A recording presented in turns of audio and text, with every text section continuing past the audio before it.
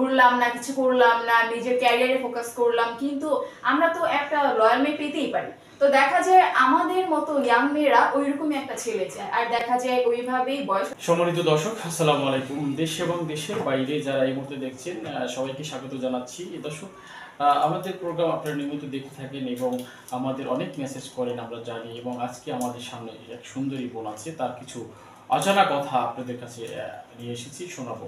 তো চলুন আমরা কথা বলি তার এবং তার পরিবার এবং তার বর্তমান অবস্থা সব কিছু মিলিয়ে তার সাথে কথা বলবো। চলুন। আসসালামু আলাইকুম। ওয়ালাইকুম আসসালাম। কেমন আছেন? জি আলহামদুলিল্লাহ, আপনি ভালো আছেন? আচ্ছা, আলহামদুলিল্লাহ। আজকে একেবারে খুরখুরে মুড়মুড়ে মেজাজ, মানে একেবারে চুলগুলো এলোমেলো, বাতাসে, একটা গান আছে না, ওই রকমই লাগতেছে। কেন? জি ধন্যবাদ। আসলে নিজেকে একটু ফিটফাট রাখতে পছন্দ করি, একটু গোছালোটাই। আপনার তো অনেক সুন্দর। ধন্যবাদ। সবাই বলে না, নিজে জানেন? না, অবশ্যই সবাই বলে, নাহলে এত কনফিডেন্স হতো না। তাই? জি। বাহ, সুন্দরকে সুন্দর বলাটা ঠিক, না বললে সুন্দরকে অপমান করা হয়। আচ্ছা, সব কিছু মিলিয়ে কেমন আছেন? জি আলহামদুলিল্লাহ, সবচেয়ে ভালোই চলছে। ভালোই চলছে। জি। প্রথমে একটু নামটা জানতে চাচ্ছি। জি, আমার নাম সাবিনা। সাবিনা।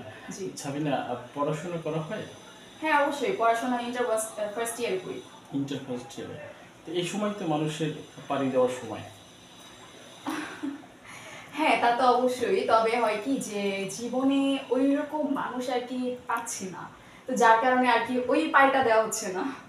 মানুষ লাগে বাড়ি দিতে? হ্যাঁ লাগে তো। এটা নৌকো হলেই তো হয়।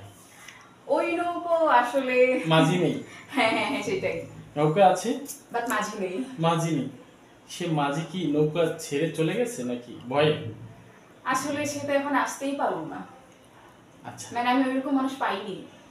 অথবা নৌকা ঘাটে রেখে যাত্রীর জন্য অপেক্ষা করতে করতে সে ক্লান্ত হয়ে বাসায় চলে গেছে, এমন তো হতে পারে। তাহলে বলবো তার সাথে হয়তো আমার এখনো দেখা হয়নি, ফিউচারে হয়তো হবে।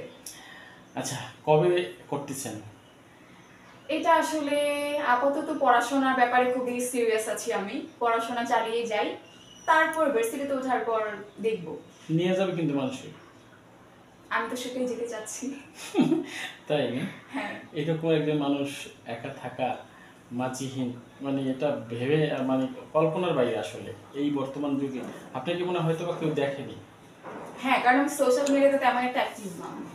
আর বাসায় ভিতরেই থাকা হয়, বাইরে খুব খুব বের হয়। হ্যাঁ, খুব কম বের হওয়া হয়। এই জন্যই মনে হয়, কারণ স্ক্রিন দেখলেই বোঝা যায় যে কে বাইরে ঘোরে আর কে ভিতরে থাকে। ইনডোর আউটডোর বোঝা যায়, স্ক্রিনের উপর ডিপেন্ড করে। জি জি। আচ্ছা, কি ভয়তে বের হন না? ভয় বলতে তা তো আছে, কারণ আশেপাশে যে উগ্র ছেলেরা আছে ওরা তো অবশ্যই ডিস্টার্ব করে, যার কারণে পর্দা করে বের হতে হয়। বউ সাজার জন্য তো প্রত্যেকটা মেয়ের ইচ্ছা থাকে, তবে বউ হওয়ার ইচ্ছা আপাতত নেই। একটা ঝুলে পড়েন না? ওই যে আমরা দেখলাম সোশ্যাল মিডিয়াতে খন্দকার মোস্তাক সাহেব কিন্তু আপনার মতন একজন বয়সী মেয়ে ইন্টারে পড়ে, তাকে নিয়ে খুব হ্যাপি ক্যাপেল হিসাবেই তারা জীবনযাপন করতেছে, আসলে যেটা আমরা জানি। আপনার কি মতামত, দেখছেন এটা? হ্যাঁ তা তো অবশ্যই দেখেছি, কারণ যেই পরিমাণে ভাইরাল হয়েছে এটা, আর এটা তো বই মেলা, ওদের বই ইনফ্যাক্ট বইও বেরিয়ে গিয়েছে। তবে আমি মনে করি যে সবাই বলছে যে একটা মানে বুড়ো নানা কিভাবে আমাদের মতো একটা ইয়াং মেয়েকে বিয়ে করেছে। আসলে যদি আমি এই জেনারেশনের কথা বলি, দেখা যায় কি ছেলেরা আসলে ইয়াং হলেও ওরা মেয়েদেরকে ওইভাবে সম্মানটা করতে জানে না। ওরা ভাবে যে আমরা তো এখন ইয়াং, আমরা একটা মেয়ে গেলে আরেকটা মেয়ে পাবো, কিন্তু যারা একটু মধ্যবয়স্ক বা বয়স হয়ে যায়, দেখা যায় নিজের ইনকাম সোর্স বাড়াতে, তারপর হচ্ছে একটা মেয়েকে তারা কিভাবে খুশি রাখবে সবকিছু মিলে মেনটেন করতে করতে একটু বয়স হয়ে যায়। তো দেখা যায় মেয়েরা তখন ভাবে যে যখন ওর বয়স হয়ে গেছে, ও তো আমাদের মানে বিয়ে করে ভালো থাকার জন্যই তো এত কিছু করা। তো দেখা যায় যারা ইয়াং জেনারেশন ছেলেরা আছে, টাকা পয়সাতে ইনকাম সোর্স তেমন নাই, ওইটা সমস্যা নাই, কিন্তু হয় কি যে ওই তখন ছেলেরা ভাবে যে এখন আমরা ইয়াং ছেলে, একটা মেয়ে গেলে আরেকটা মেয়ে থাকবে। কিন্তু ওই যে মোস্তাক যে বললেন, ওনার তো এখন ইনফ্যাক্ট নিচে ওর মেয়েও আছে, হয়তো বা ওয়াইফ মারা গেছে কিনা আমি ঠিক বলতে পারি না, তবে আমি মনে করি হয়তো বা তিশা ওই রকম পারফেক্ট হয়তো ওকে ভেবেছে। কারণ ওই যে বললাম না, ইয়াং জেনারেশনের ছেলেরা মেয়েদেরকে তোমার সম্মান করতে জানে না, আর ওরা ভাবে যে একটা গেলে আরেকটা আসবে। কিন্তু ওই মানে ওই বয়স্ক লোকরা ওরা ভাবে যে আমরা তো লাইফ কত কিছুই করলাম মেয়েকে খুশি রাখার জন্য, নিজেদের বয়সটা দেখলাম না, আমরা এত মানে ইয়াং ছেলেদের একটা ছেলের সাথেই বিয়ে হয়। তবে হ্যাঁ, বয়স ডাজন্ট ম্যাটার, যদি মেয়েটা খুশি থাকে ভালো থাকে, আমি মনে করি যদি আমি আমার একটা লোক পাই আমিও বিয়ে করব।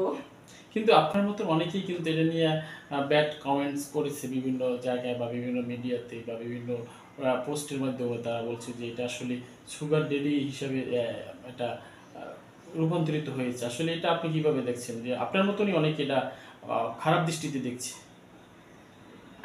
আমি বলছি এখানে খারাপ কিছুই নেই, কারণ সম্পর্ক আর সংসার ওরা তো দুজন করছে, আমরা তো কিছু করছি না। কারণ এখন তিশা যদি খারাপ থাকে তাহলে আমরা তো আর তিশাকে খাওয়াবো পড়াবো না, মুশতাককেই তো দেখতে হবে।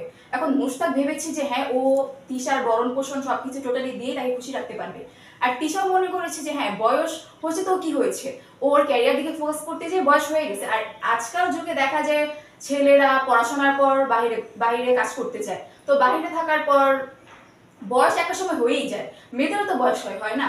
আমরা ইয়াং মেয়েরা ওরা তো ইনকাম করতে পারি না, দেখা যায় ইন্টারভিউ করতেছি বা এসএসসি দিয়েছি তখন আমরা বিয়ে করে ফেলি, সব প্রেশারটা কিন্তু হাজবেন্ডের উপরেই পড়ে। এখন হাজবেন্ড যদি মাত্র ইন্টার পাস করে, মানে ইন্টার পাস করলো, এখন করার পর দেখা যায় যে হাজবেন্ডের তেমন একটা ইনকাম সোর্স নেই, তারপর ওরা পালিয়ে বিয়ে করে, করার পর দেখা যায় যে এক দুই দিন কষ্ট করলে পরে আর সংসারটা টিকতেছে না, দেখা যায় কি সেপারেশন হয়ে যায়। কিন্তু আমি এমনটা চাই না।